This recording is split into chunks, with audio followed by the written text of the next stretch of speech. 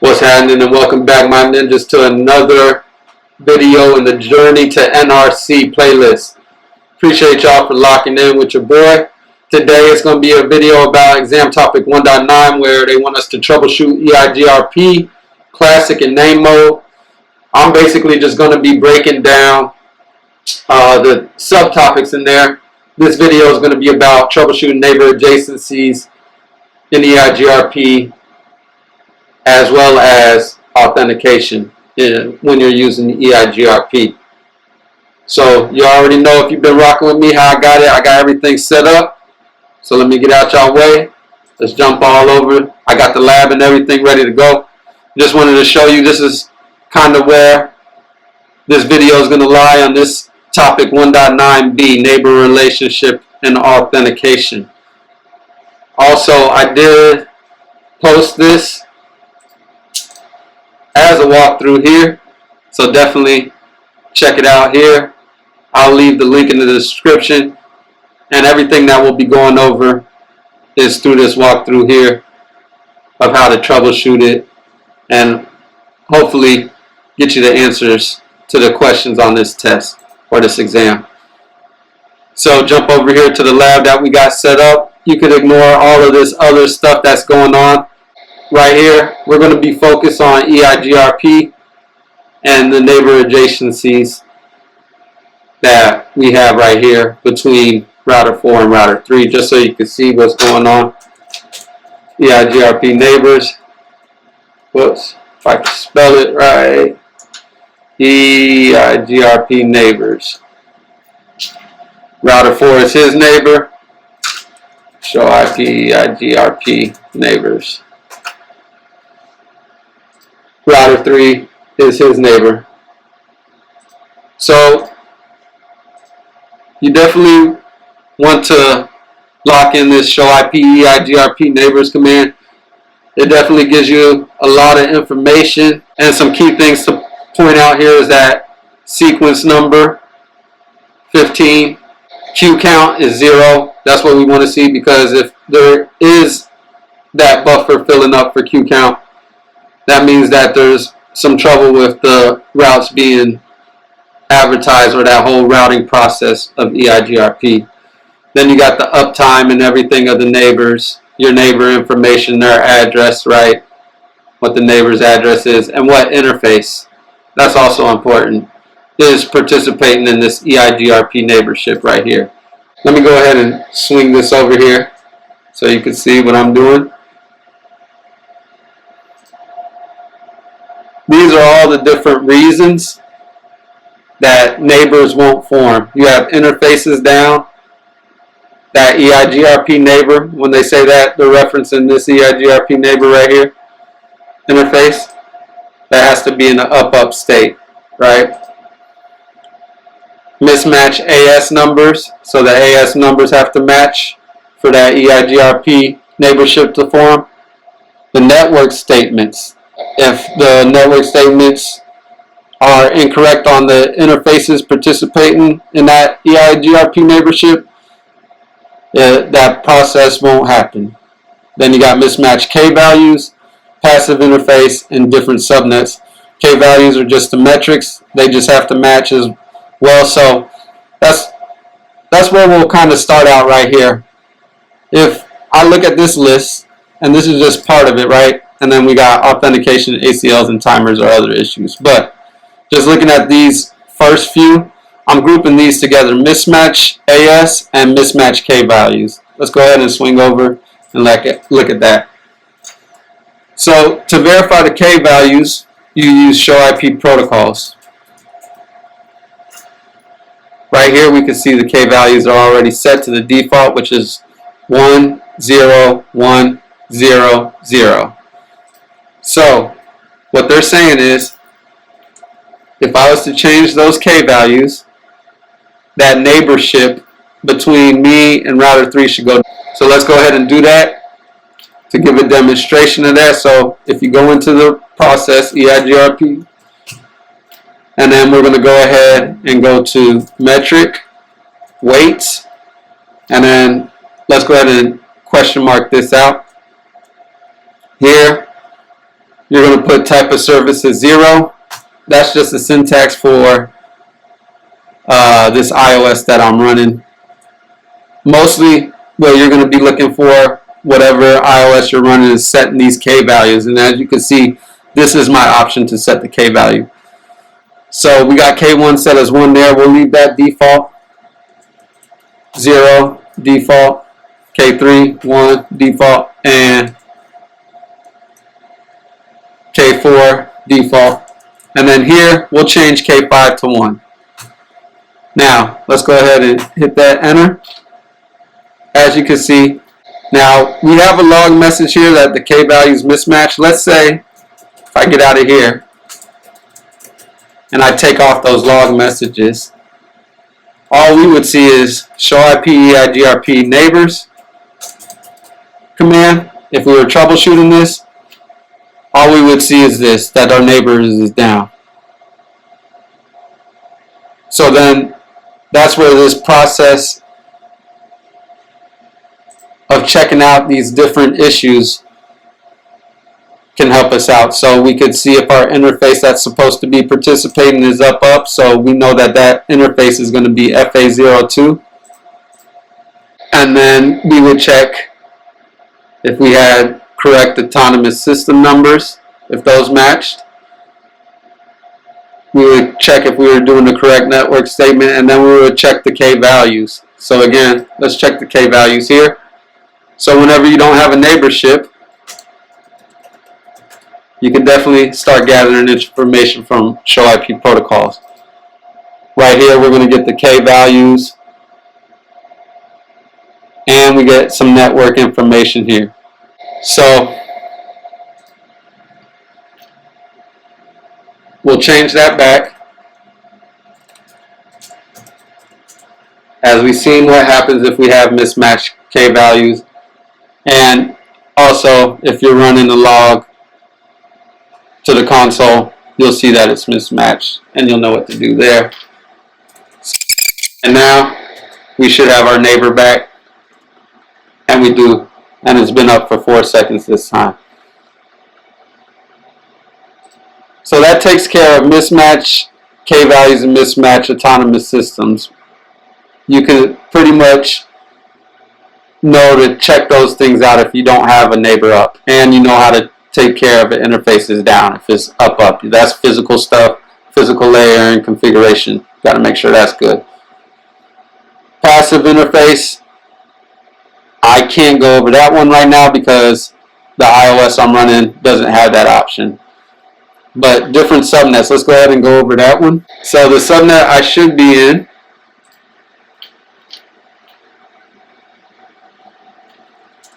the interface participating in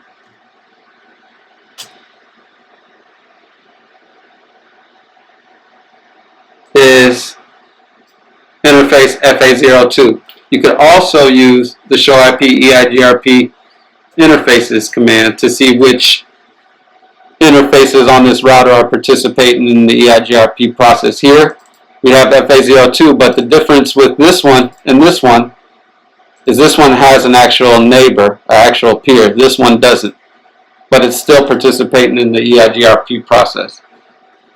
I hope that makes sense. So what we're focusing on is neighbor adjacencies.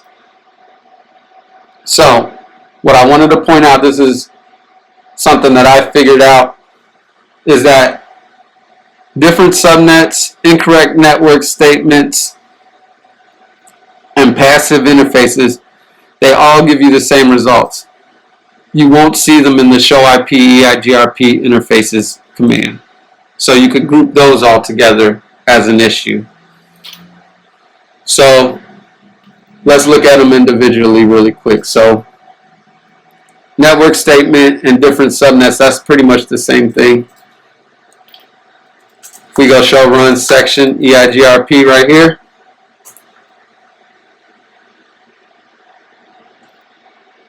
we see that my peer is on FA02. FA02 is within this subnet of 172.16.0.4. Now if we change that, interface FA02, and we do a no IP address. First, let's take off these log messages, and then interface FA02. Let's change its IP address to a different subnet than the one that it's in, which is 172.16.0. We could do that by just going IP address 172.16.4.4, 255.255.255. Now if I do a show IP EIGRP interfaces, what I was trying to show is that being in a different subnet than what I'm advertising the 172.16.0 subnet, but my EIGRP interface is not in that subnet. My EIGRP interface, if we look at it again, is in the 172.16.4.0, and it needs to be in the 172.16.0.0 network. And that's why I say we've discussed interfaces down, mismatched AS, mismatched K values. As you can see, different subnets, an incorrect network statement, and passive interface. So these mismatched K value, mismatched autonomous system interface down, all grouped together, and then these three, incorrect network statement, which is this, what we have right here. Sorry. This is an incorrect network statement if we wanted to have this IP address advertised. Or it could be different subnets because we're advertising this subnet but our interface is in this subnet. All of those will yield the results right here of show IP EIGRP interfaces, and you won't see the expected interface participating in the EIGRP process. So for that very reason, if it could be any one of those, you want to run show IP protocols to get more clear information on what the protocol is doing. Here you'll be able to see the metric values and everything like that, but you'll see that it's routing for the 172.16.0.0/24, and then you can compare that with your IP address and say, oh, it was a different subnet or incorrect statement. Or here it will show passive interface here too, so you can verify whatever it is that's causing that neighborship to be down. And I'll verify that neighbor is down as it is. Alright, so that takes care of that whole list right there. And this is straight from the OCG guide, right? Then you got authentication, ACLs, and timers. ACLs and timers, I didn't go too much over how the neighborships will go with that. I didn't dive too deep into that because the timers have to match, but if they are not configured correctly, you get some neighbor adjacency issues, so you can look at that kind of stuff on your own. I thought this was really important, was authentication. So if authentication is being used, the key ID, the key string must match, and the key must be valid. So I just wanted to go ahead and show you guys that authentication failing and causing the neighborship not to come up. So let's go ahead and get our neighborship back up. And almost instantly I should be back up, and my interface is back up there as well. As you can see, the interface comes back with that peer. So now for authentication, let's configure authentication on this side first. And to do that, we're going to need a keychain. We'll name this keychain Ninja. Then we need a key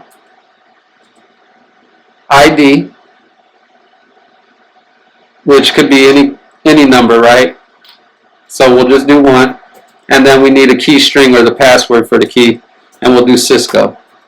That's just the key chain. Now we got to associate that with the neighbor interface that's having that peer that has the neighborship. There's no point on putting it on loopback 4. There's no peer there. We're putting it on interface FA02 where my neighbor is, so that we can exchange this key and we can verify that, hey, I'm exchanging information with the correct neighbor here and it's not some rogue router or some hacker or whatever. So to do that, you're going to go IP authentication mode. I'll show you and then you're going to put EIGRP, the EIGRP process, and then you're going to put MD5 for the message digest. That's the only option. And then you're going to do it again, IP authentication, but instead of mode, you're going to put keychain. You're going to put EIGRP 25 and the name of our keychain, which is that. Boom. Once that's done, let's look at our neighborship. So I have authentication configured on router 4, but I don't have it on router 3. What do you expect the outcome of this neighborship is going to be?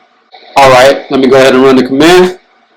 And yes, you're correct if you believe there is no neighborship. But since we don't have any logs going, I turn those off. Let's go ahead and debug this one with debug EIGRP packets to see what's going on. And there's the message that I want to show that's going to continue to happen. So we'll turn off debugging, right?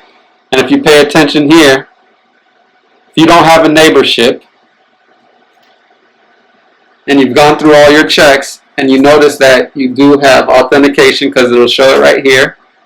You can see authentication is configured here to FA02. You can see that there's authentication here, right here, and the keychain and everything and all that information.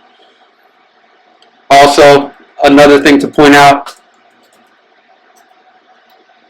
is these lifetimes of the keychain. Always valid, valid now.